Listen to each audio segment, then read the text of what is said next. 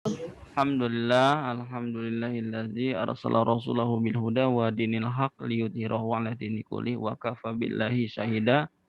Rabbi shrah li sadri wa yassir li amri wa hlul 'uqdatam min lisani yafqahu qawli. Amma ba'du. Alhamdulillah pada hari ini kita masih bisa menjalani kegiatan perkuliahan dan insya Allah ini sudah pertemuan, kalau tidak salah pertemuan ke-6 ya, dalam perkuliahan magister PAI ini. Salawat teriring salam sesungguhnya tercurah kepada junjungan kita Nabi Muhammad Sallallahu Alaihi Wasallam yang telah menciarkan Islam dari zaman kegelapan hingga zaman yang terang benderang seperti sekarang ini. Baik para mahasiswa sekalian, mengawali perkuliahan kita pada hari ini, mari sama-sama kita awali dengan mengucap lafaz basmalah. Bismillahirrahmanirrahim. Baik, kita sudah selangkah lebih maju dari pertemuan yang lalu. Kita membahas tentang identitas gerakan Muhammadiyah yang meliputi Muhammadiyah sebagai gerakan Islam,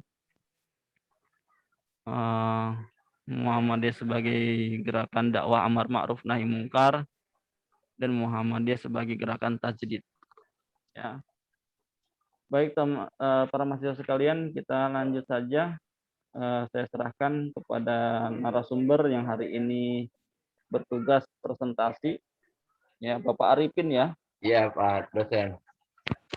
Sudah oke ya, silakan dimulai saja Pak. Assalamualaikum warahmatullahi wabarakatuh. Waalaikumsalam warahmatullahi wabarakatuh. Alhamdulillahilladzi hadana li hadza wa ma kunna linahtadiya laula an hadanallah. Asyhadu an la ilaha illallah wa asyhadu anna Muhammadan abduhu wa rasuluhu amma ba'du. Puji syukur tidak bosan-bosan kita panjatkan kepada Allah Subhanahu wa taala, yang mana di sore hari ini kita masih diberikan nikmat iman, nikmat Islam, nikmat sehat walafiat, tentunya nikmat panjang umur, sehingga kita semua dapat mengikuti perkuliahan AIKA di sore hari ini. Salawat serta salam semoga tetap limpah curah kepada junjungan kita Nabi besar Muhammad Shallallahu Alaihi Wasallam. Yang terhormat Bapak dosen pengampu AIKA, Dr. Milana Abdillah Subarkah MA, dan yang saya hormati rekan pemakalah itu Ibu Aulitia Amalia, rekan-rekan MPAI yang sama-sama dimuliakan Allah Subhanahu wa taala. Baiklah, untuk mempersingkat waktu, izinkanlah saya memaparkan makalah tentang kemuhammadiyaan ini, di mana materinya adalah Muhammadiyah sebagai gerakan pendidikan. Faktor yang melatar belakangi Muhammadiyah bergerak di bidang pendidikan adalah kondisi pendidikan Islam yang terbelakang. Karena dulu pada saat zaman penjajahan Belanda, bahwa pendidikan Islam itu masih sangat terbelakang karena proses pembelajarannya masih di tempatnya di surau, kemudian di masjid, ataupun di rumah para kiai, di mana proses pembelajarannya dengan istilah sistem pembelajaran sorongan, yaitu sistem pendidikan di mana secara perorangan menghadap kiai dengan membawa kitab dan mengartikan, kemudian sang santri hanya mendengarkan penjelasan dari semasa hanya berorientasi pada hafalan sang kiai saja. Makanya pendidikan pada saat itu sangat terbelakang dibanding pendidikan penjajahan Belanda. Kemudian yang kedua, adanya sindiran dari kaum intelijensia terhadap umat Islam sebagai umat yang kumuh dan terbelakang. Di sini orang-orang intelek menyatakan bahwa orang Islam itu lemah, orang Islam itu bodoh, dan dinyatakan kumuh karena memang proses pembelajarannya tidak seperti mereka. Mereka proses pembelajarannya di ruangan yang bagus, menggunakan kursi, menggunakan meja, tetapi umat Islam pada saat itu melakukan pendidikan di tempat-tempat yang kumuh seperti tadi di surau, di masjid, di musola, ataupun tempat-tempat yang lain. Next. Kemudian yang melatar belakangi Muhammadiyah bergerak dengan pendidikan, melalui pendidikan ini akhirnya Kiai Haji Ahmad Dahlan yakin akan mampu menciptakan manusia yang baik budi, luas pandangan, dan bersedia berjuang untuk kemajuan masyarakat. Nah, kondisi seperti inilah yang memotivasi Ki Haji Ahmad Dahlan untuk mendirikan sekolah agama. Pelajarannya merujuk tetap kepada kitab pesantren Islam. Sedangkan metode dan fasilitasnya menggunakan cara yang dikembangkan oleh Belanda, yaitu dengan menggunakan bangku dan menggunakan meja. Cita-cita pendidikan Muhammadiyah yang digagas oleh Ki Haji Ahmad Dahlan, cita-citanya adalah lahirnya manusia-manusia baru yang mampu tampil sebagai ulama intelek atau intelek ulama, yaitu seorang muslim yang memiliki keteguhan iman dan ilmu yang luas, kuat jasmani dan rohani.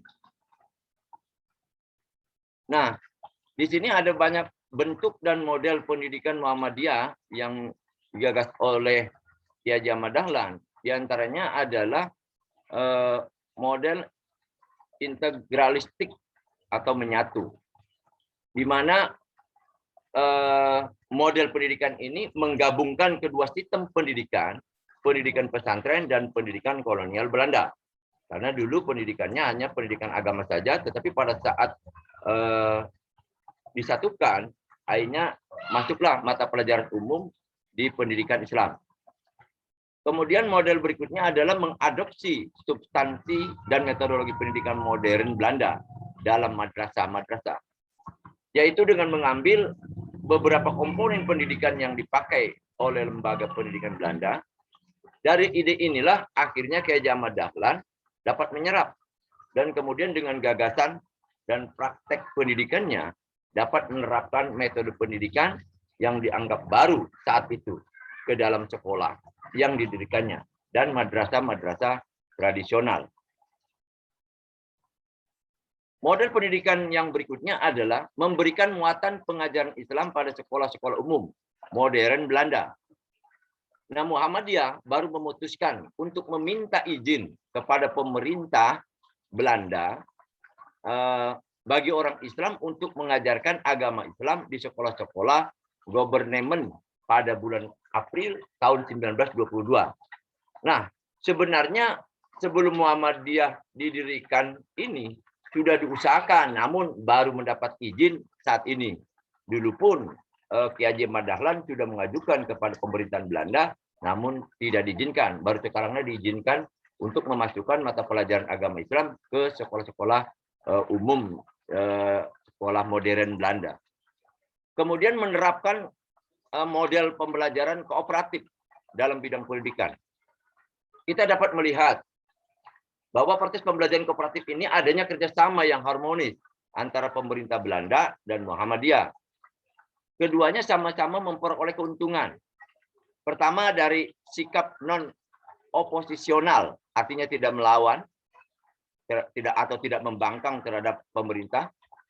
Kedua, mendukung program pembaruan keagamaan termasuk di dalamnya bidang pendidikan. Kemudian yang berikutnya, model pendidikan Ki Haji Ahmad Dahlan yaitu menawarkan metode yang ditawarkan secara sintesis, yaitu gabungan antara metode pendidikan modern barat dengan tradisional. Nah, dari sinilah tampak bahwa lembaga pendidikan yang didirikan Ki Haji Ahmad Dahlan berbeda dengan lembaga pendidikan yang dikelola oleh masyarakat pribumi saat itu. Jadi saat itu sudah banyak lembaga pendidikan, namun Ahmad Dahlan berbeda dengan pendidikan-pendidikan Islam pada saat itu. Next. Nah, di sini ada beberapa macam bentuk pendidikan yang diterapkan Muhammadiyah, yaitu tipe mu'allimin, mu'allimat yang dibentuk di Yogyakarta, yaitu bentuknya pondok pesantren. Pondok pesantrennya tidak sama seperti pondok pesantren yang pertama, namun pondok pesantrennya sudah agak sedikit berbaur dengan kondisi pemerintahan Belanda pada saat itu. Tipe madrasah depannya seperti ibtidaiyah, sanawiyah, dan aliyah. Kemudian untuk tipe sekolah yang dari dinas, yang di bawah dinas, TK, SD, SMP, SMA, SMK, bahkan universitas dan sekolah tinggi politeknik atau akademik. Kemudian madrasah diniyah dan lain-lain. Masih banyak, mungkin ada pendidikan-pendidikan non formalnya. Nah, ini adalah data primer yang kami dapat. Kalau memang ini sudah ada perubahan, ini data primernya kami dapat seperti ini. Yang TK jumlahnya sekian, SD sekian, MTS sekian, SMP, kemudian SMK, SMA, MA, universitas sampai dengan muallimin dan muallimat. Ini adalah data primer tentang jumlah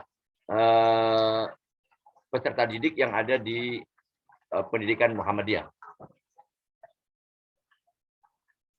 Pemikiran dan praktis pendidikan Muhammadiyah. Pemikiran dan praktis pendidikan Muhammadiyah yang diusung oleh Kiai Haji Ahmad Dahlan adalah dengan melakukan pembaruan pada sistem dan materi yang diajar. Dari yang bersifat konvensional ke arah yang lebih modern.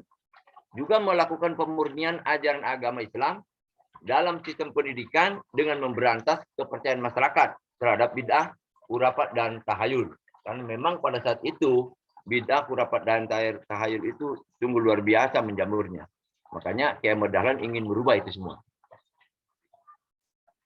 Nah, tantangan dan praktis pendidikan Muhammadiyah. Di sini ada 5 tantangan yang dihadapi Muhammadiyah. Yang pertama adalah tantangan kualitas pendidikan.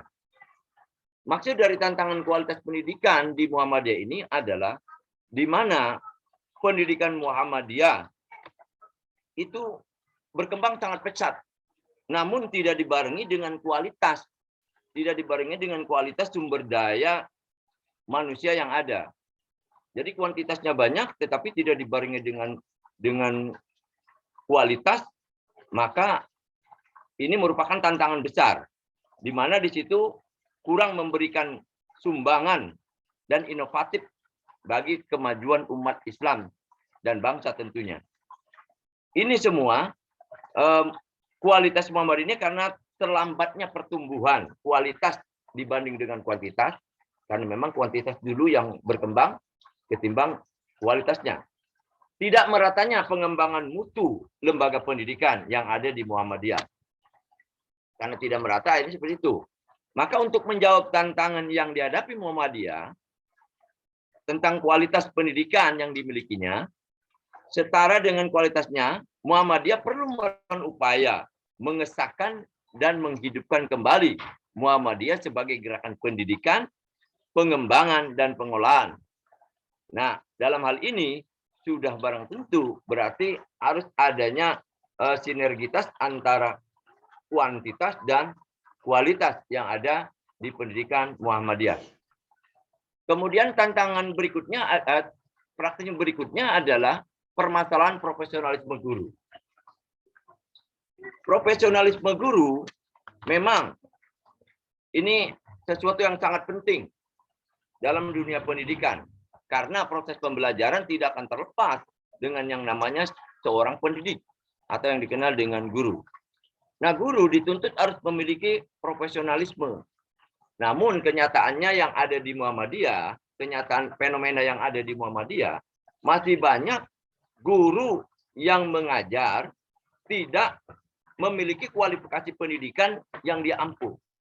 Contoh, misalnya dia bukan sarjana pendidikan, misalnya sarjana hukum, ngajar olahraga, atau ngajar pendidikan yang lain, atau mata pelajaran TIK, ngajarnya seni budaya.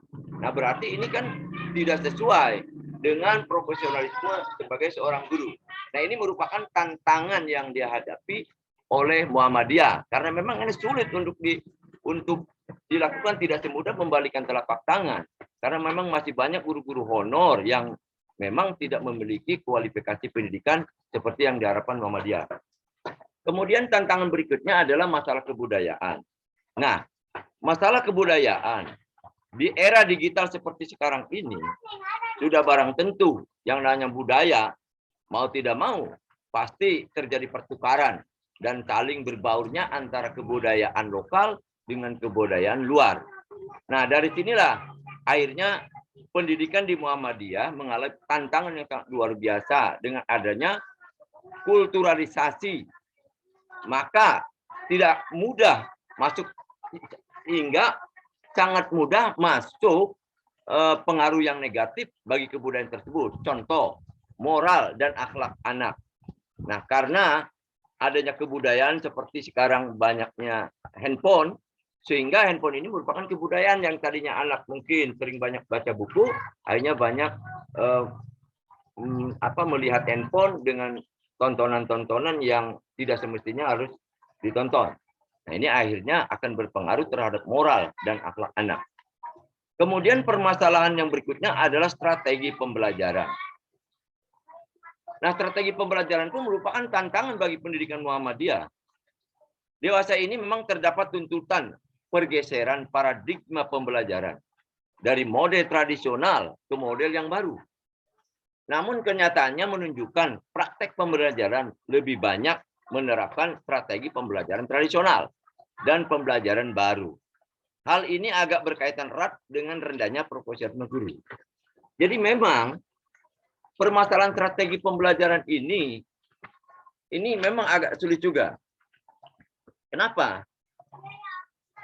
Karena sebagaimana Menteri Pendidikan menggaungkan bahwa sekarang adalah pendidikan merdeka, sementara proses pembelajaran harus mengacu kepada kurikulum K13. Tetapi dalam prosesnya, kenyataan di lapangan, guru masih menggunakan metode-metode lama, yaitu tradisional. Ini semua adalah kenyataan. Memang kenyataan di lapangan seperti itu. Pemerintah menggaungkan K13. Kemudian Menteri Pendidikan merdeka belajar. Jadi anak belajarnya mereka bukan berarti bebas belajar begitu saja, tetapi diatur oleh sekolah. Nah, namun kenyataannya tadi guru masih tetap strategi pembelajarannya masih menggunakan strategi yang lama. Ini semua ada kaitannya tadi dengan profesionalisme guru. Ya, yakin kalau memang profesionalisme gurunya baik, maka strategi pembelajarannya pun akan baik. Karena memang tadi dua itu tidak bisa dipisahkan, profesionalisme dan strategi pembelajaran. Kemudian tantangan praktis pendidikan Muhammadiyah berikutnya adalah masalah kemajuan ilmu pengetahuan dan teknologi. Nah, tantangan di era globalisasi atau tantangan digital terhadap pendidikan agama Islam itu memang yang paling menonjol adalah krisis moral.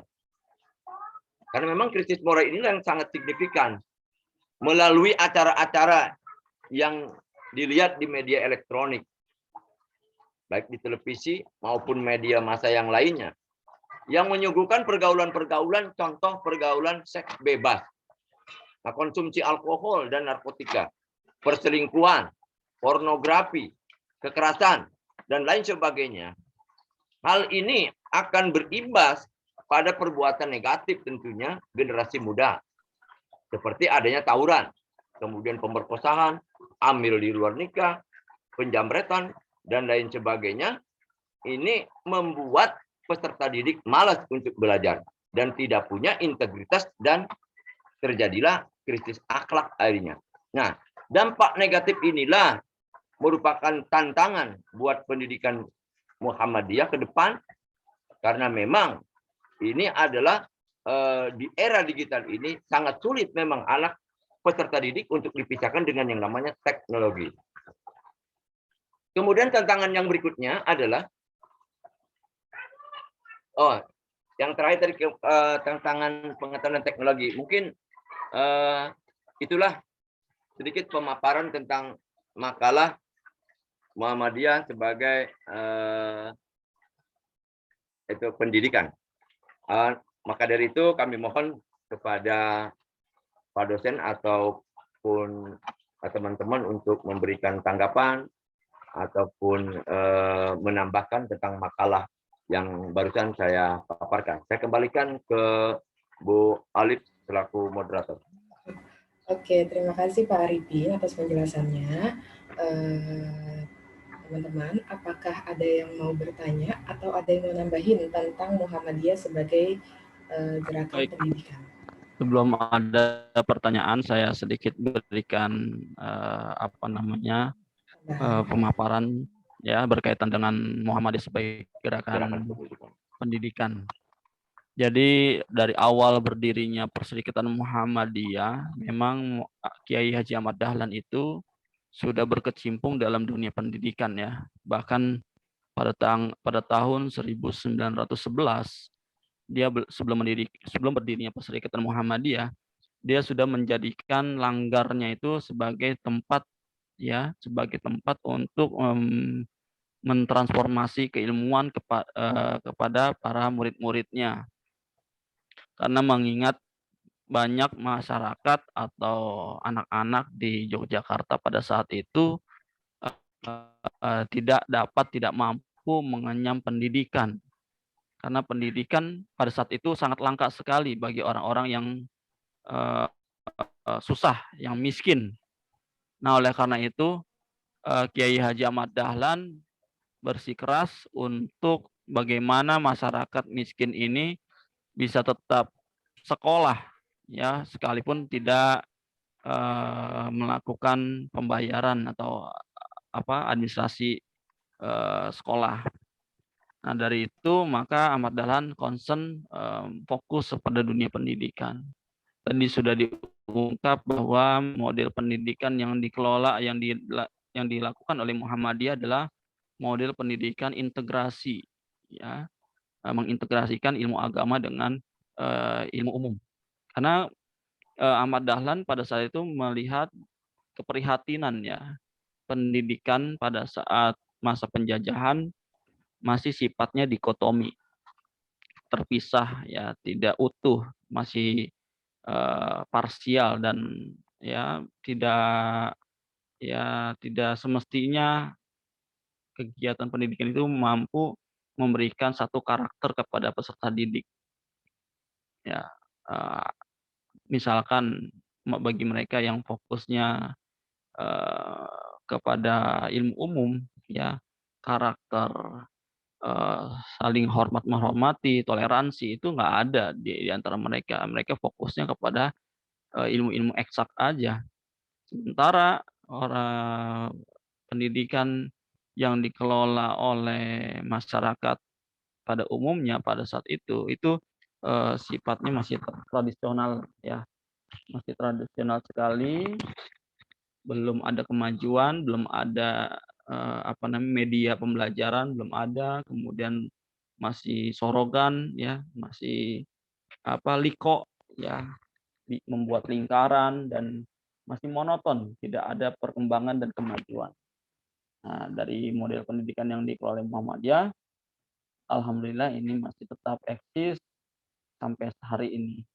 Dimanapun Muhammadiyah itu ada pendidikannya, ya, tetapi tidak melupakan ilmu agamanya. Karena Muhammadiyah berkeinginan melahirkan lulusan yang tidak hanya cakap pada ilmu-ilmu yang sifatnya umum, tetapi juga tetap memperhatikan terhadap ilmu-ilmu agamanya. Kira-kira seperti itu.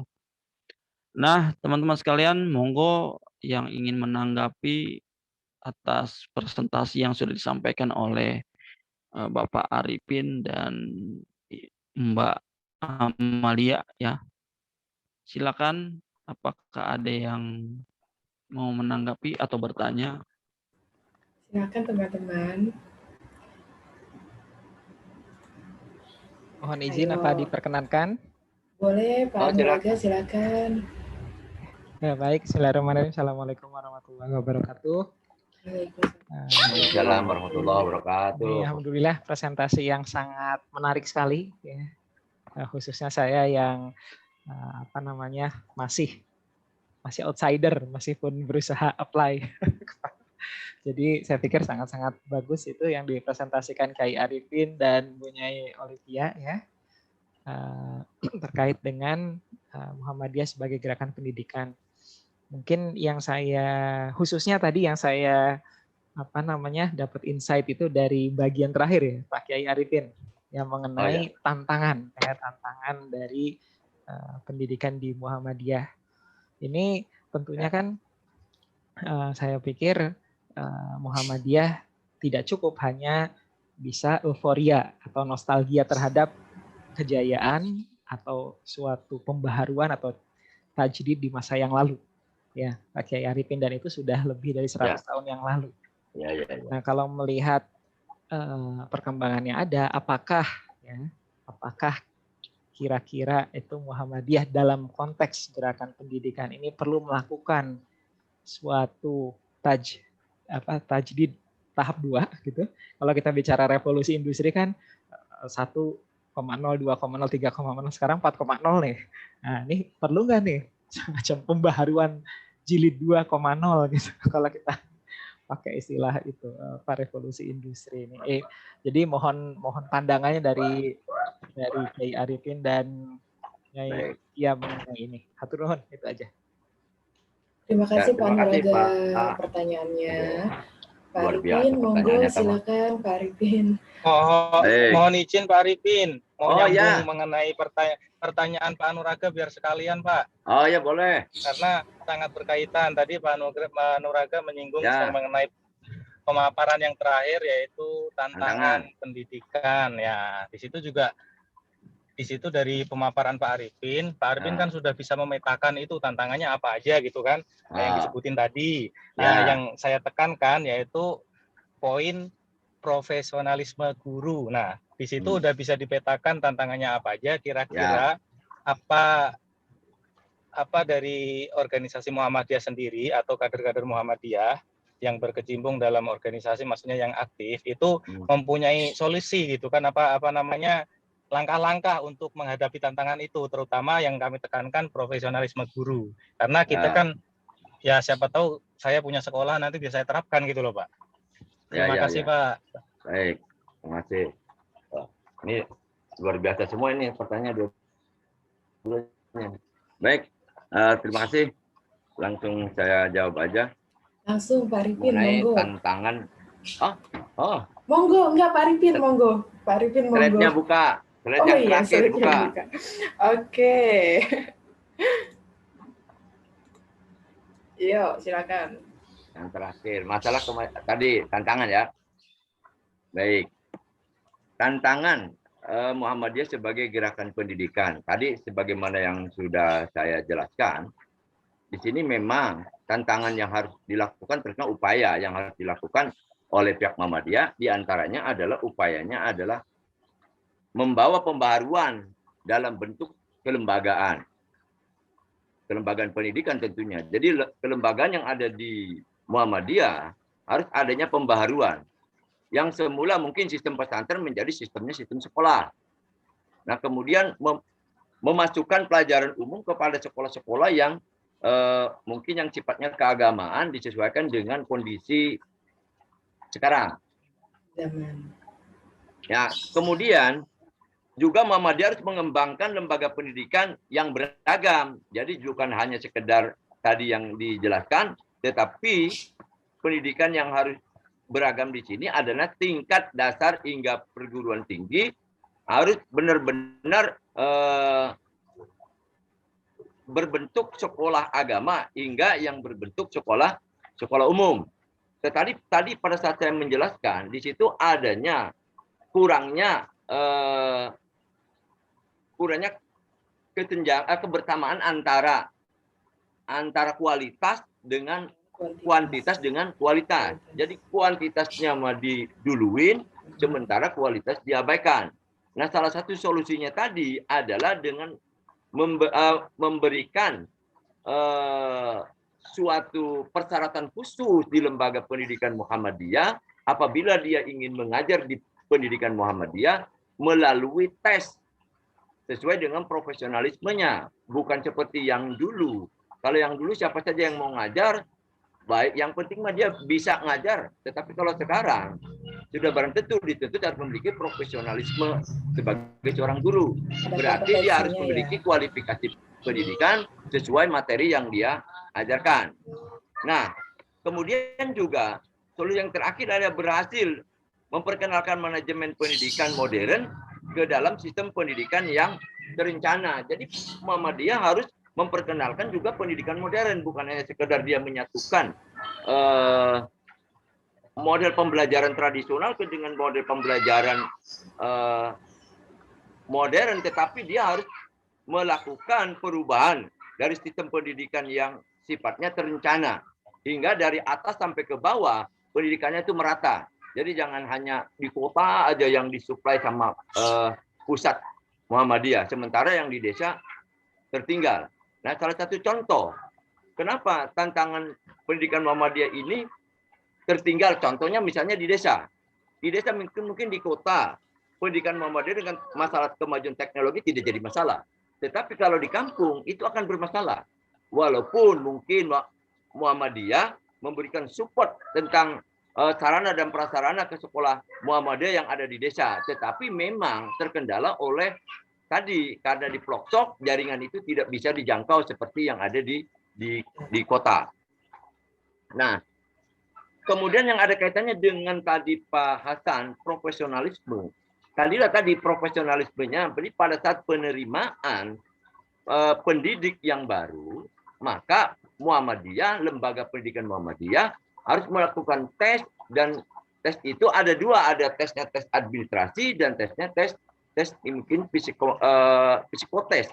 Disitulah akan ketahuan, oh ini orang ini profesionalismenya di bidang ini, oh ini orang profesionalisme di bidang ini. Jadi jangan sampai pada saat kita menerima guru tidak memiliki profesional seperti yang diharapkan oleh Muhammadiyah. Karena memang kenyataannya seperti itu Pak Hasan sama Pak Anuraga. Memang tidak semudah membalikan telapak tangan kenyataannya.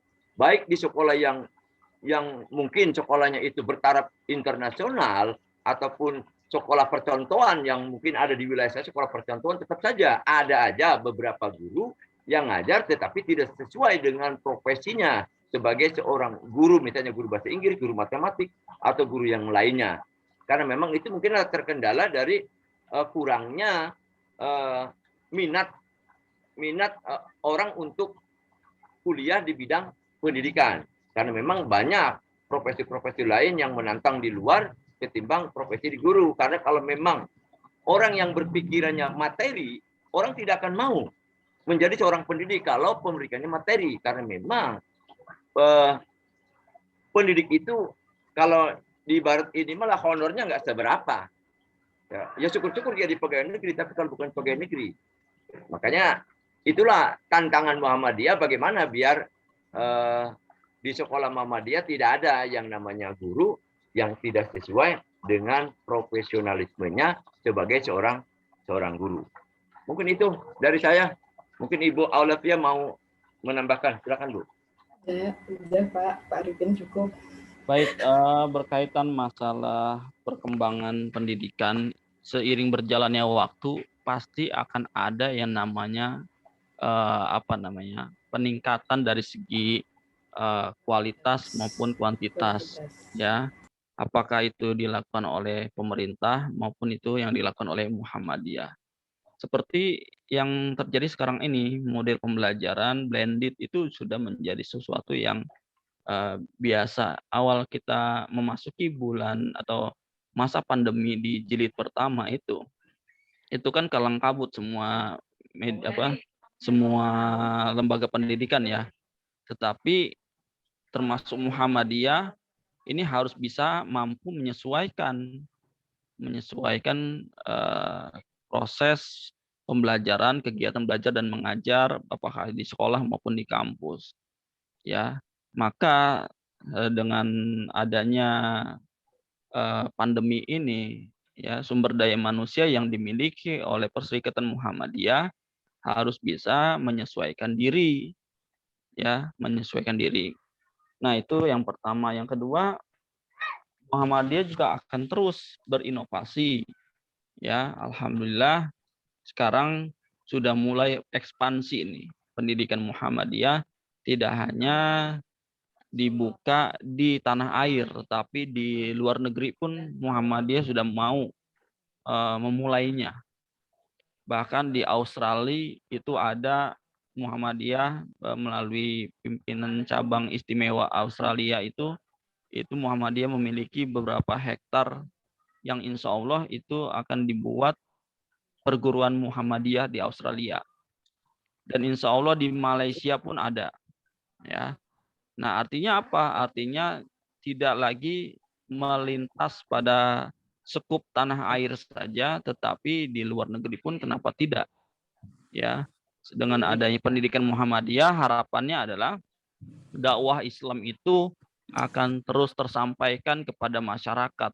Ya, tidak hanya ada yang di tanah air, tetapi juga yang ada di luar negeri juga harapannya supaya bisa diterima dakwah Muhammadiyah ini.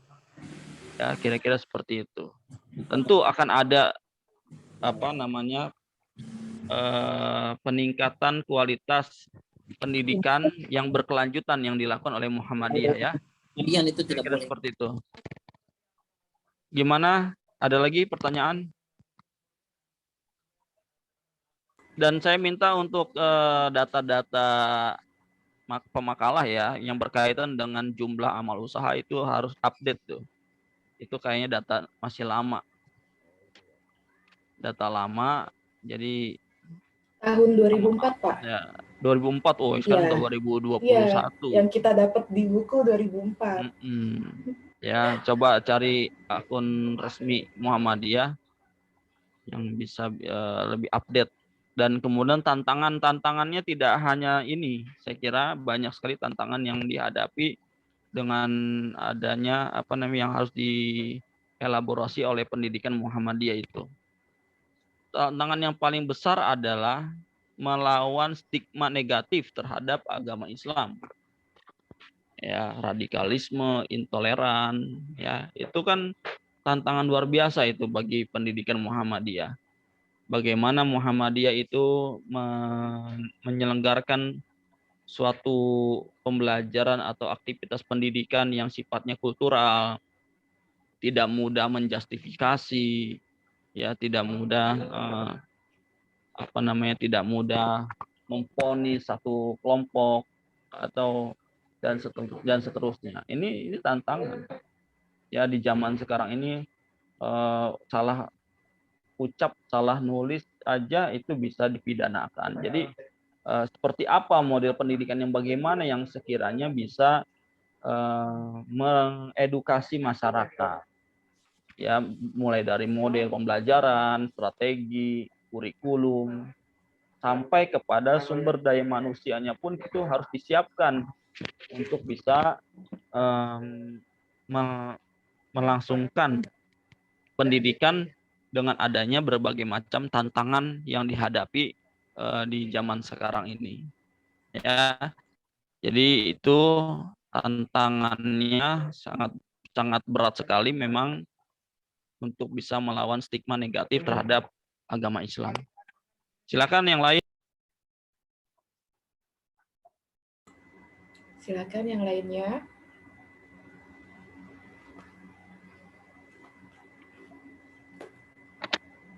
Ada lagi? Ada yang mau menambahkan? Assalamualaikum. Waalaikumsalam. Izin bertanya Pak Arifin dengan Bu Olive. Silakan. Enggak, Kang. Tindak lanjuti dari pernyataan yang dikatakan oleh Pak Dr. Milana, ya, bahwasannya tantangan yang berat itu dalam Muhammadiyah yaitu salah satunya dalam menanggapi masalah akulturasi atau kebudayaan yang sudah mendarah daging pada masing-masing individu atau suatu masyarakat. Nah, salah satu contoh misalnya budaya setiap ada orang yang meninggal setelah menyolatkan itu diberikan amplop atau uang. Nah, sepertinya ada jihad atau suatu hal atau solusi bagaimana cara menghilangkan budaya atau akulturasi yang sekiranya kurang baik atau yang sudah mendarah daging pada masyarakat. Mohon solusinya atau jawabannya Arifin dan Bu Olive. Terima kasih. Terima kasih Pak Rusli ya. Pak Rifki Fauzi, Pak. Ya. Rifki Fauzi. Boleh mau jawab? Enggak, Pak Arifin aja. Jawab boleh. Ayo, Arifin katanya aja. mau mancing. Enggak, monggo Pak Arifin. Ayo pancing. Lagi pada lemes, Pak Arifin. Nggak boleh dipancing. Ayo dong, dipancing, ayo. Pak Arifin, monggo, silakan. Baik, terima kasih Pak Rifki Fauzi. atas pertanyaannya. Saya langsung jawab aja. Memang ini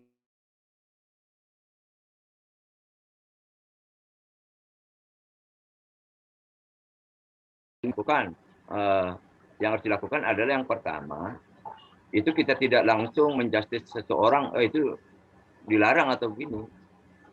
Yang pertama harus kita lakukan adalah tokoh agama seharusnya yang memberikan pandangan kepada masyarakat awam berkenaan dengan kegiatan-kegiatan seperti itu.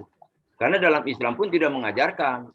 Karena sholat jenazah itu adalah fardu kifayah. Jadi sholat itu kan wajib bagi yang memang melihat orang sedang kesusahan, kemudian ikut sholat. Sholat pengen dibayar gitu. Walaupun memang kenyataannya memang mereka walaupun nggak dibayar nggak masalah, tetapi rata-rata karena saya sering menemukan Pak Rusli aja Pak Rifki, Pak Uji, saya ingatnya Pak Rusli aja. Jadi saya sering menemukan hal-hal kejanggalan seperti ini. Itu setiap orang yang menyolatkan itu kalau orangnya kaya Pak, banyak yang nyolatinya barisnya, shopnya. Bahkan minta yang ganjil sampai 21 shop pun kalau memang masih ada, kalau orang kaya. Tetapi pas giliran orang yang nggak punya, satu baris pun nggak penuh.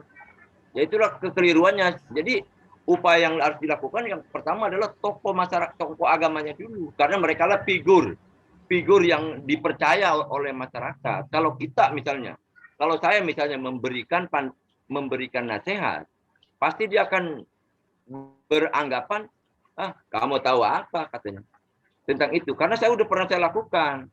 Karena pada saat saya melakukan itu pun mereka tidak percaya bahwa ini dari zaman dulunya juga udah ada. Ini kan orang sah-sah saja katanya bersodako. Betul, sodako itu sah-sah saja. Tetapi jangan dijadikan budaya dimasukkan ke agama.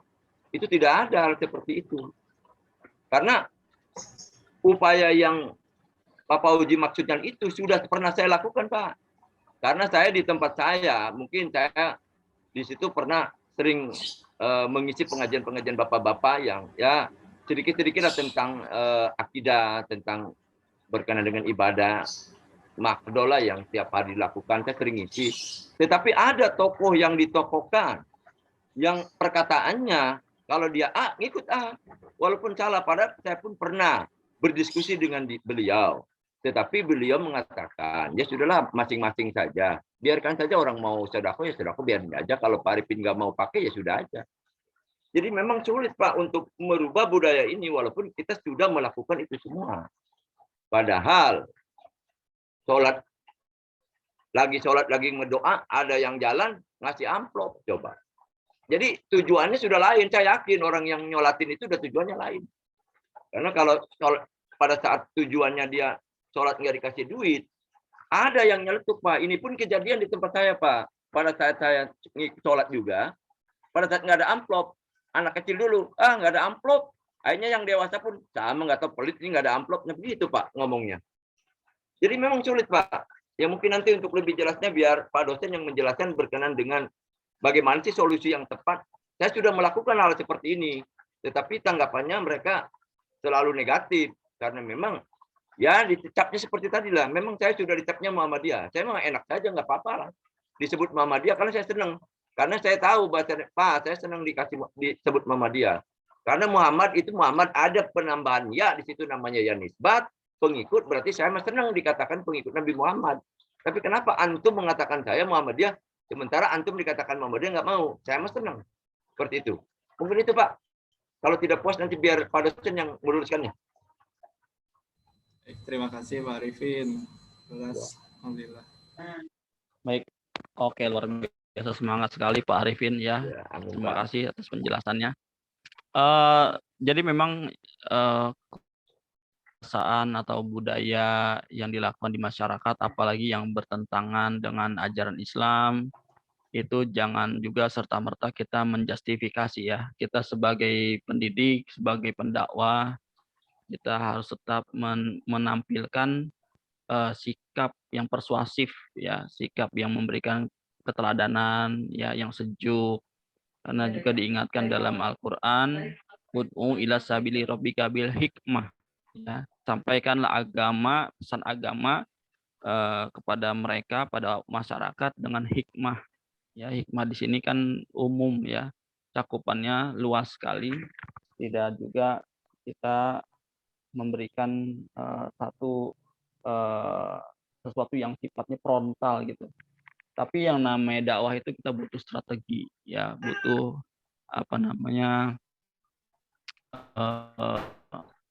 percontohan.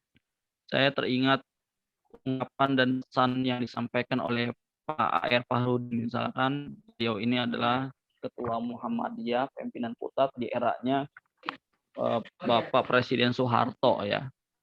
Dia mengatakan kalau ada yang ingin mengenal karakter orang Muhammadiyah, tanya tetangganya, ya, tanya ke tetangganya. Nah dari situ, jika memang teman-teman ada yang ingin berkiprah di Muhammadiyah, alhamdulillah sudah menjadi bagian dari Muhammadiyah, yaitu menjadi mahasiswa Muhammadiyah, tampilkan karakter atau akhlak yang baik dimanapun kita berada, ya, di masyarakat, kemudian di keluarga, walaupun di antara keluarga kita, masyarakat kita itu kita berbeda pandangan. Tetap kita nggak boleh ada yang namanya tindakan-tindakan yang bisa memberikan statement negatif kepada mereka. Karena memang sudah seperti itu.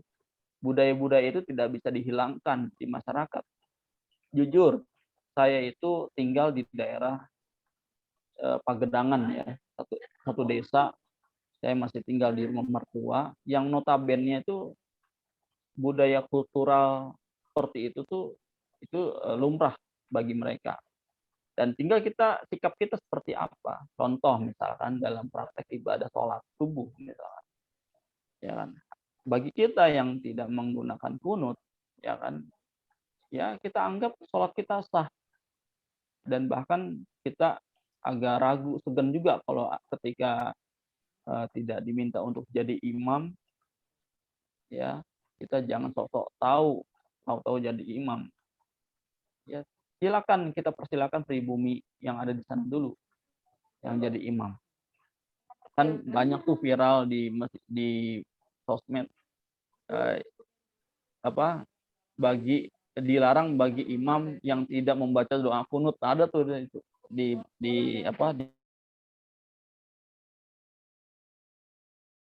imam yang tidak membaca kunut dan membaca wirid. Tuh. Nah, bagi saya sholat subuh nggak pakai kunut dengan imam yang tidak berkunut, dengan imam yang berkunut itu tetap sah. Tapi baliknya nih, mohon maaf ya, ketika waktu itu yang imam itu berhalangan, kemudian tidak ada ya orang yang pribumi, adapun yang pribumi sholatnya masbuk.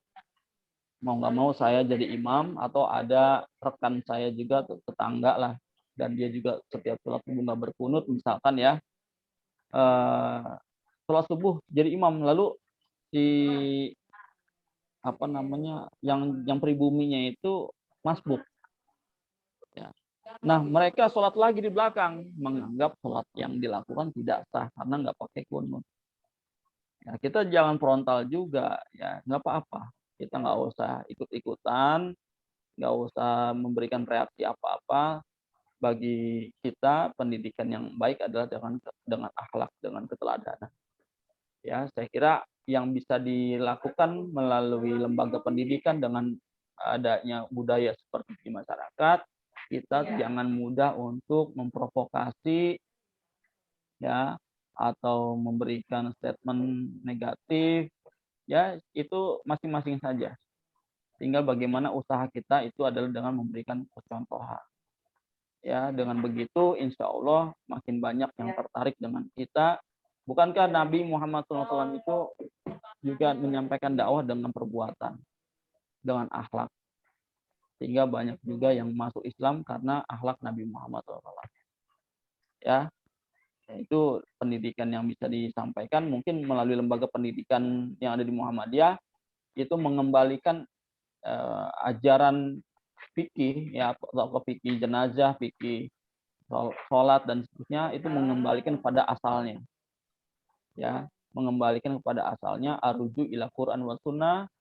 Ya, kita sampaikan pembelajaran-pembelajaran yang autentik berdasarkan sumber ajaran Islam, sehingga masyarakat itu bisa tercerahkan, oh ternyata yang benar ini seperti ini. Akan tetapi pada saat pelaksanaannya, implementasinya itu diserahkan lagi kepada masing-masing individunya. Tidak ada paksaan juga ya. Jangan sampai memaksa juga, jangan sampai memberikan sesuatu yang negatif juga, karena sensitif yang seperti itu di masyarakat ini sangat sensitif. Kira-kira seperti itu teman-teman.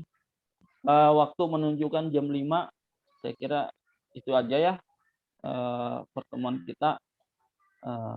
Kita maksimalkan. Jadi untuk pertemuan besok saya nggak tahu apakah libur, apakah ada pertemuan lagi, apa kita dilanjut habis lebaran. Kalau nggak salah masih ada satu kelompok lagi. UTS kali Pak. Nggak UTS Pak.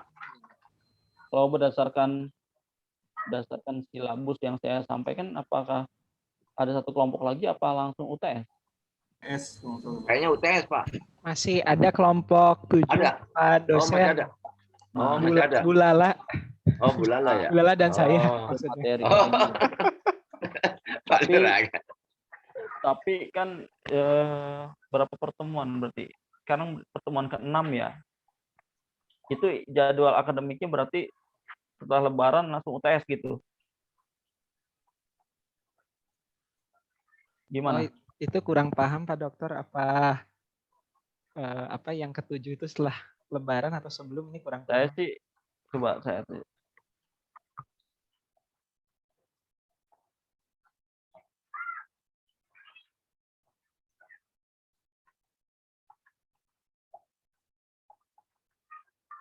Oke, mungkin setelah lebaran mungkin satu penampilan lagi ya. Terakhir setelah itu nanti kita langsung UTS.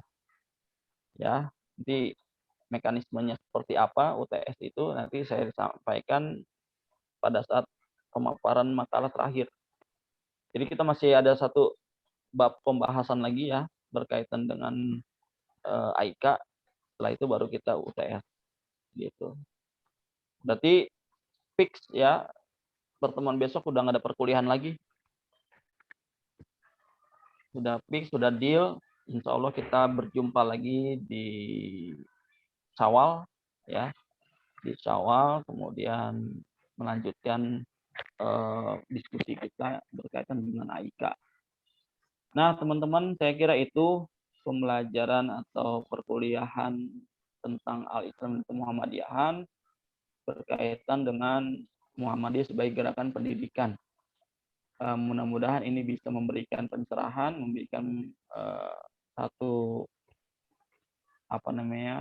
pembaharuan bagi kita semua dalam dunia pendidikan yang nantinya juga bisa dikembangkan dengan adanya Muhammadiyah sebagai gerakan pendidikan. Nah, selanjutnya kita nanti akan diskusikan di kelompok berikutnya di bulan Syawal. Jadi tetap semangat ya, jaga kesehatan. Mudah-mudahan kita bisa selesai menjalani ibadah Ramadan ini dengan keadaan walafiat, tidak ada kekurangan sesuatu apapun. Amin ya Allah. Amin. Dan tetap eksis dalam perkuliahannya, tidak ada yang berhenti di tengah jalan. Amin. Amin. Harus semangat menjaga terus konsisten mempertahankan atmosfer akademiknya di dalam diri mahasiswa masing-masing supaya semakin tercerahkan, semakin berkualitas, mengasah pisau analisis kita. Jangan lupa terus mengkaji, baca buku, berdiskusi. Nah, ini asupan sehari-hari bagi mahasiswa di magister studi atau magister pendidikan agama Islam di UMT. Saya kira itu ya teman-teman. Mohon maaf apabila ada kata-kata yang kurang berkenan. Ya, mudah-mudahan Allah mempertemukan kita lagi di pertemuan